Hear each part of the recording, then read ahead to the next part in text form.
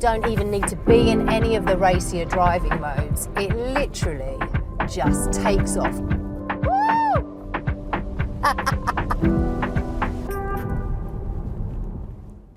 Cupra as a brand hasn't been around all that long.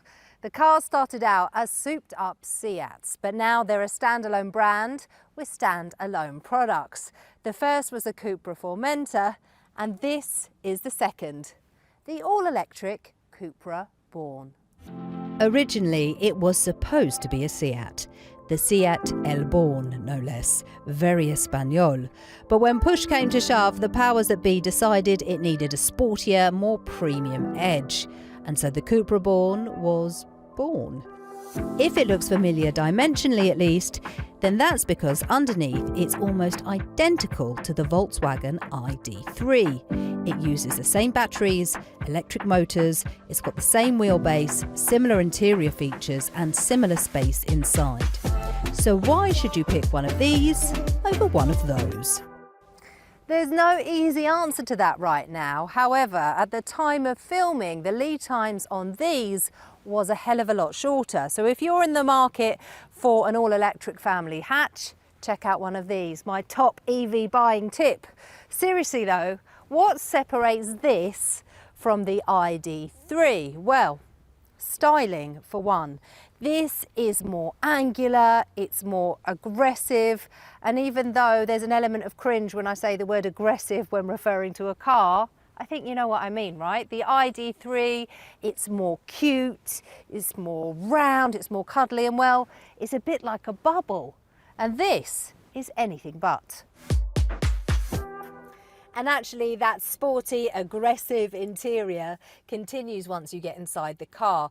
When we were outside, you probably noticed the copper detailing, and there are flashes of that continue once you're inside the car. Here, even the stitching on the dash, you can see it's that lovely coppery colour. So they've really thought about the design once you're inside.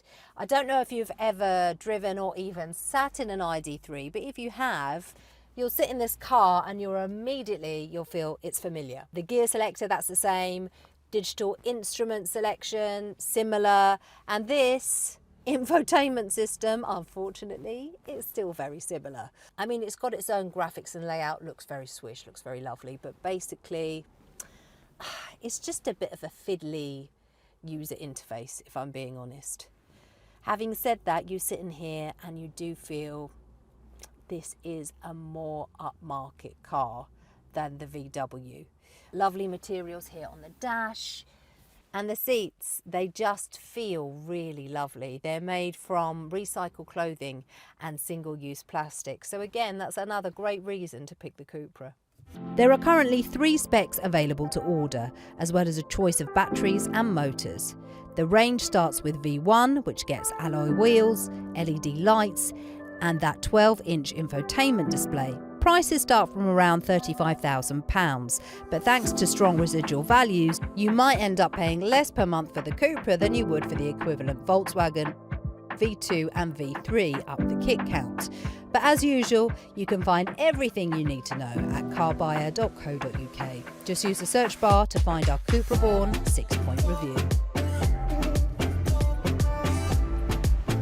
Cupra is known for its sporty models, and some have said that this is the first all-electric hot hatch. But is it true? Well, straight line speed, you're not going to be disappointed. 0 to 62 miles per hour takes 7.3 seconds, but that's not unusual in an electric car. You get that instant hit of acceleration no matter how fast you're going, and you don't even need to be in one of the racier driving modes. It literally just takes off.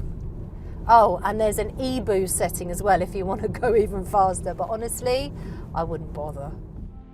There are 2 batteries to choose from, lifted from, guess what? The ID.3. The entry-level 58 kilowatt-hour battery is good for 259 miles, according to Cupra. In our experience, 200 miles is easily achievable in normal driving. A bit more if you're careful or the weather's on your side. If you need more range, there's a 77 kilowatt-hour battery, which will do up to 340 miles.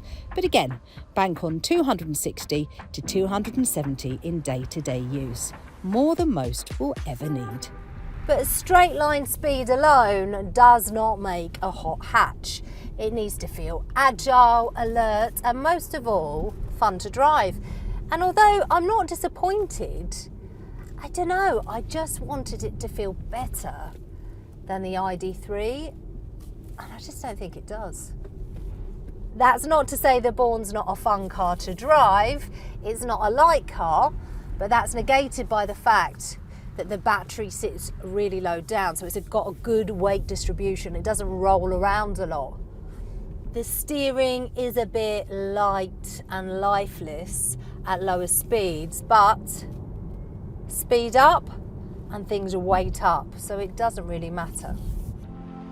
Then there's the brakes. They can often feel a bit odd in electric cars, whereby the regenerative brakes, which feed power back into the battery when you slow down, kind of conflict or feel at odds with the normal brakes.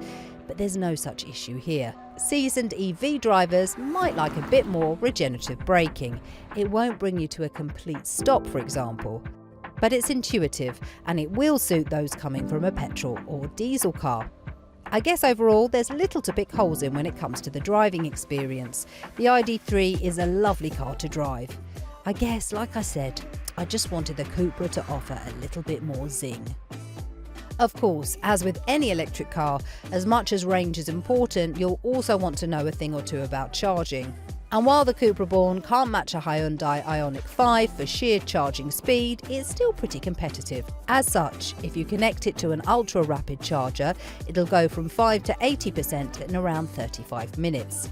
If you do most of your charging at home, it'll easily top up overnight, in around 7.5 hours, using a 7 kilowatt wall box. So what about practicality? Well, this is one area where you line up the VW and the Cupra next to each other, and the Cupra doesn't quite cut the mustard.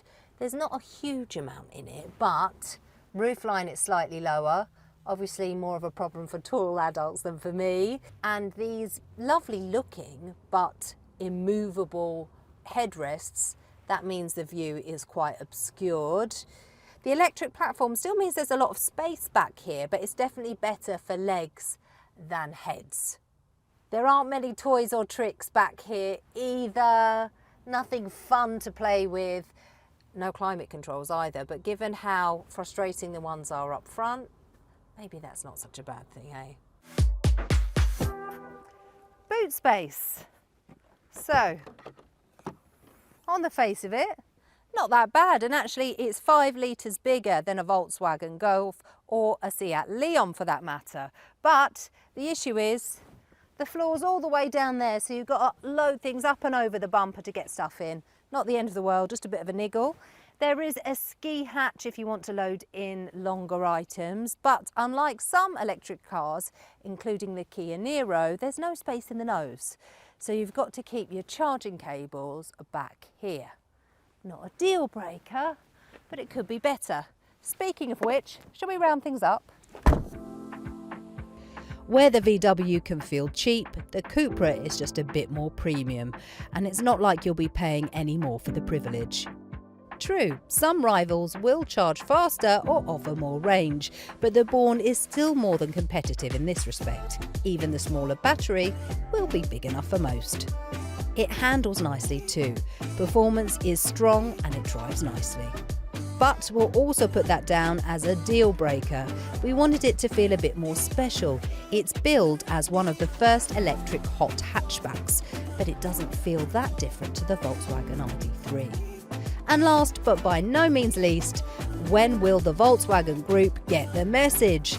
The touch-sensitive slider controls are just awful. They're impossible to use on the move. There's loads to love about the Cupra Born. All right, there's a lot of similarities with the ID.3, but they are based on the same platform, and that's not a bad thing. It drives well, it's got a decent range, and the interior's quite a bit better. So, should you go for one of these over a trusty, predictable VW? Yeah, I reckon you should. If you like this video, then why not watch our review on the ID.3 or check out our electric cars playlist. Thanks for watching.